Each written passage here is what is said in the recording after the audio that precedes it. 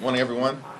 House Democrats have repeatedly made clear throughout this Congress that we will find bipartisan common ground with our Republican colleagues on any issue, whenever and wherever possible, in order to make life better for everyday Americans, while at the same time push back against Republican extremism whenever necessary.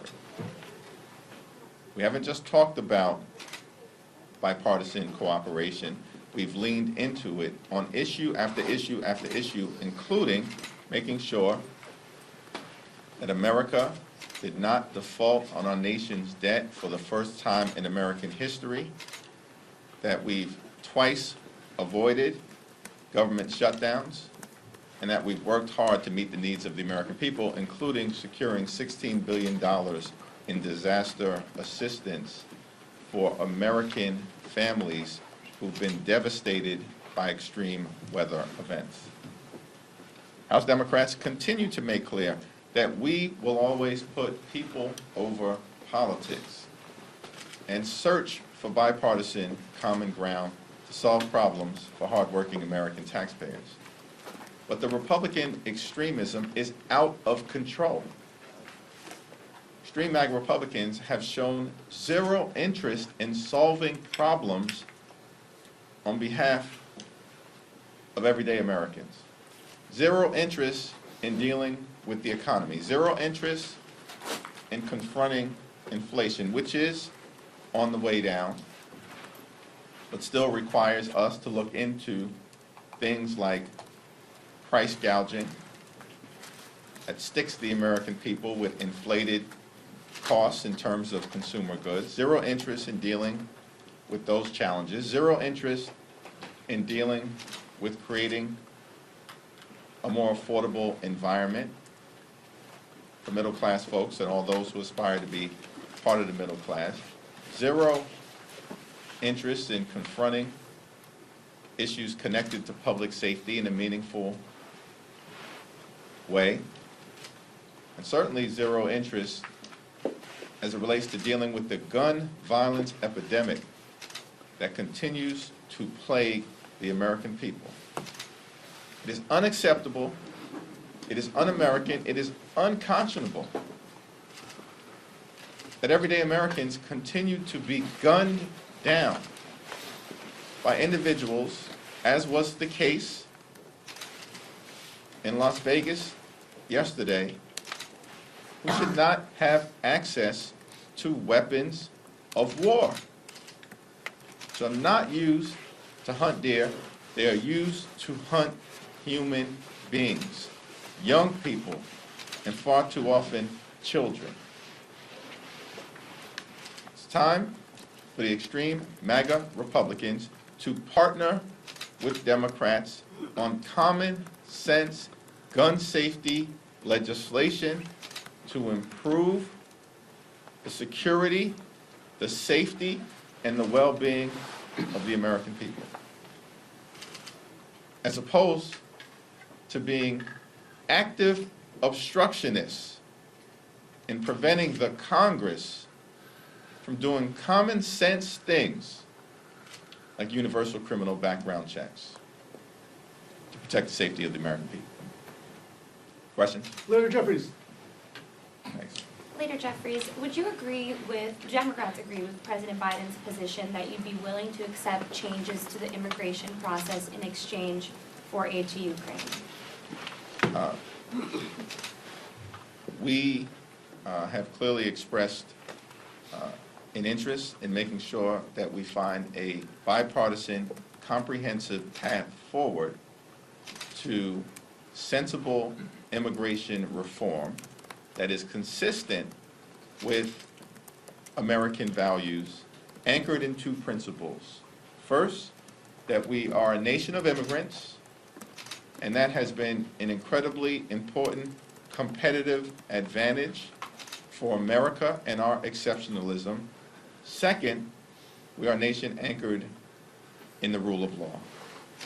Anything that's on the table, and we've seen nothing specific to evaluate, has to be consistent with those two deeply held American principles. It is unfortunate that extreme MAGA Republicans in the House and the Senate would rather side with the pro-Putin forces in this country than America's national security interests, which clearly rests with making sure that Ukraine is successful in defeating Vladimir Putin and Russian aggression. Specifically, in terms of what may be on the table, we'll have to evaluate anything that is presented to us or sent over by the Senate, but anything has to be consistent with those two deeply held American principles that I've articulated. Leader Jeffries. I'm going to go back to this side, thanks. How likely do you think it is, how worried would you say you are that you will go home for the holidays without passing aid for Ukraine? In my view, that would be completely and totally unacceptable. We have to stand with our allies all across the world. It's important that we stand with Israel in its existential fight to decisively defeat Hamas. It's important that we stand with Ukraine in an existential fight to push back Russian aggression. It's important that we provide humanitarian assistance to Palestinian civilians who are in harm's way in Gaza through no fault of their own. It's important that we stand with our allies in the Indo-Pacific, and it's important that we increase our military readiness in an increasingly dangerous world. It would be irresponsible legislatively for my Republican colleagues to decide that they're going to go home to celebrate the holidays when our allies continue to be involved in existential fights that relate directly to America's national security. Leader Jeffries. Quick question. What is your response to Speaker Johnson saying he wants to blur out the photos and then backtracking when talking about January 6th, the January 6th tapes, and saying he wants to continue to release more footage of that day? Extreme MAGA Republicans are not the party of law and order. They continue to demonstrate that they are the party of lawlessness and disorder. The House is set to censure one of your members for the third time this year. Is it time to change the rules on privilege resolutions?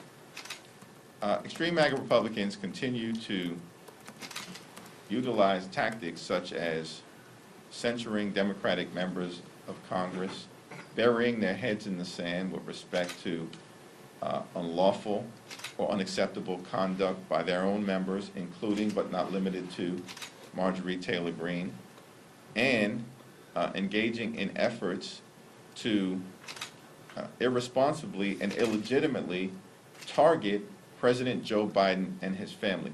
Why are extreme MAGA Republicans wasting so much time on these efforts to target Democratic members of Congress, target President Biden, target President Biden's family members? It's because the extreme MAGA Republicans have nothing to show for their narrow, fading, and decreasing majority.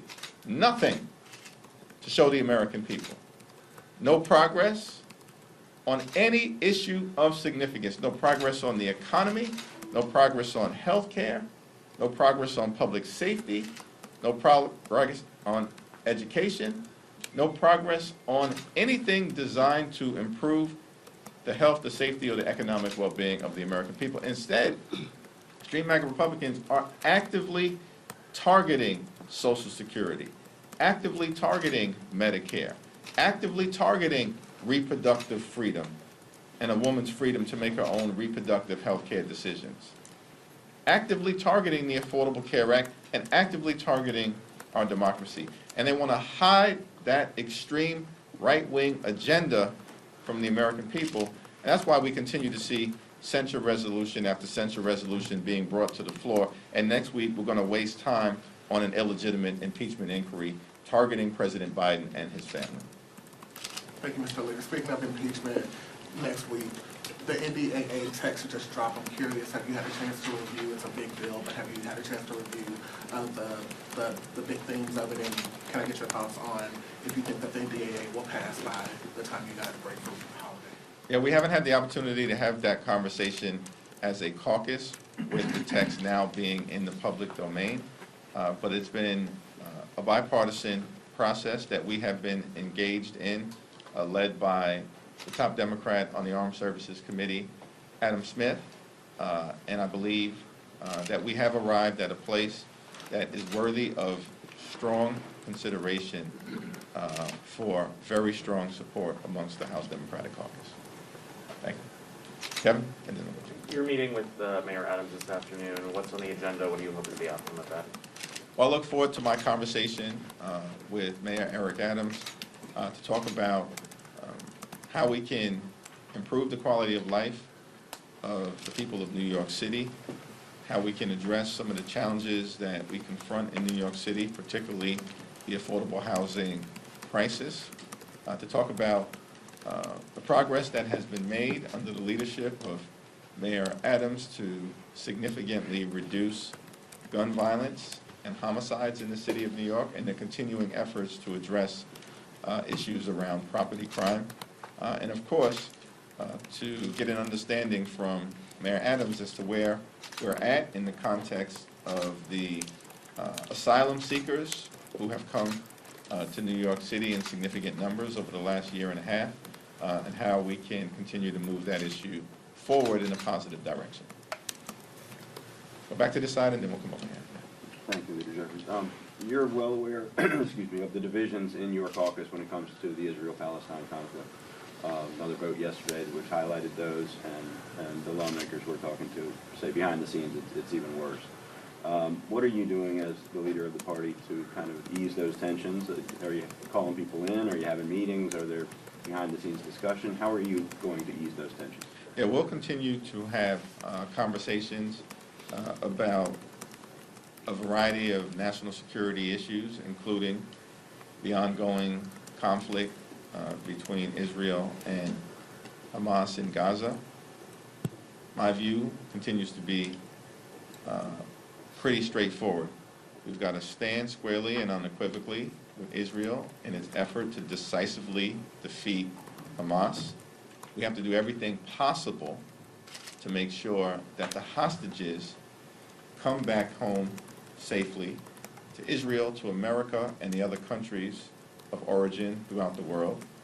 We have to make sure that we are protecting Palestinian civilians who are in harm's way through no fault of their own, and surge humanitarian assistance to them, as well as civilians who are in harm's way in other parts of the region and the world. Those are principles that I think have been articulated clearly by President Biden and his administration, and principles that I support. We also will continue to have ongoing discussions about making sure that in an environment where there are outside forces with deeply held positions and a lot of turmoil and angst playing itself out in different parts of the country, that as members of Congress, we have a responsibility to lean into civility, not just amongst ourselves in terms of the House Democratic Caucus, but to lean into civility as it relates to how we communicate with our colleagues and set an example for others, because we certainly cannot count on the extreme MAGA Republicans led by people like Marjorie Taylor Greene or whoever it was that was the sponsor of the censure resolution that was debated yesterday. We can't count on them, as far as I can tell, to be principled in wanting an institution that is functional, that embraces bipartisanship, and that tries to find common ground. That will continue to fall on us as Democrats. I believe that Democratic members of the caucus have led the way in that regard, even as it relates to dealing with challenging issues, and we will continue to do that moving forward. Earlier this week, a number of university presidents testified before the House. What was your reaction to that testimony? It's gotten pretty big criticism from Democrats and Republicans alike. Yeah, I have not gotten the opportunity to actually see the testimony. However, I think it's important for every university leader to unequivocally make clear that anti-Semitism has no place on a single college campus in the United States of America or throughout the world, and that everything necessary should be done to crush anti-Semitism and to make sure that everyone on a college campus, whether you're Jewish or Muslim or Palestinian or African American or Latino or white or Asian American or a member of the LGBTQ plus community, everyone should feel safe on a college or university campus. And university leaders have a responsibility to make sure they're leaning in to confronting the explosion of hatred that we've seen in some instances and on some college campuses. It's also important that our extreme MAGA Republican colleagues actually join us in doing something meaningful about these issues. For instance, President Biden has put forth over 100 recommendations that could be implemented by the Congress to try to address the rising tide of anti-Semitism in the United States of America. House Republicans have not acted on a single one. In fact, what we've seen in some instances is the exact opposite. We want to strengthen the ability of the Department of Education's Office of Civil Rights to pursue and address and confront and stamp out anti-Semitism on college campuses, anti-Arab hatred, racism, Islamophobia, homophobia, and all of these other issues. But if you just look at the anti-Semitism issue, right, where there is strong bipartisan concern for dealing with an unacceptable rise in anti-Jewish hatred. One of the things that we can do about it is making sure that the Department of Education of the United States of America and the relevant Office of Civil Rights has the resources and the capacity to address it. But extreme MAGA Republicans in the House actually want to gut and defang the Office of Civil Rights at the U.S. Department of Education. Our Republican colleagues are not serious individuals, for the most part, on this issue or on any other issue of significance to the American people, because they're more interested in playing partisan political games. All right, last question.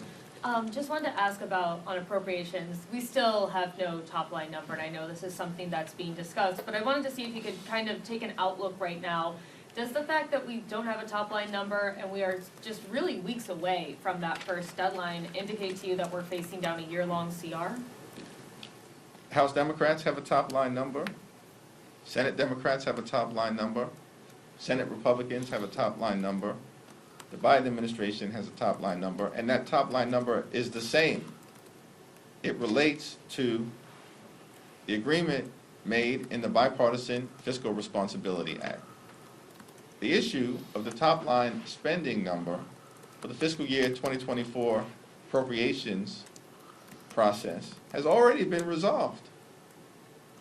But the extreme MAGA Republicans are running away from an agreement that the extreme MAGA Republicans themselves negotiated and insisted would be part of the discussions around preventing a catastrophic default on our debt. And so there's only one issue to be resolved here, which is for the House Republicans to come to the realization that we are not going to bend the knee to their extreme ransom demands and inflict devastating cuts to the health, the safety, and the economic well-being of the American people in a manner inconsistent with the Bipartisan Fiscal Responsibility Act that House Republicans themselves negotiated and supported, including the current Speaker of the House of Representatives. Thank you, everyone. Thank you.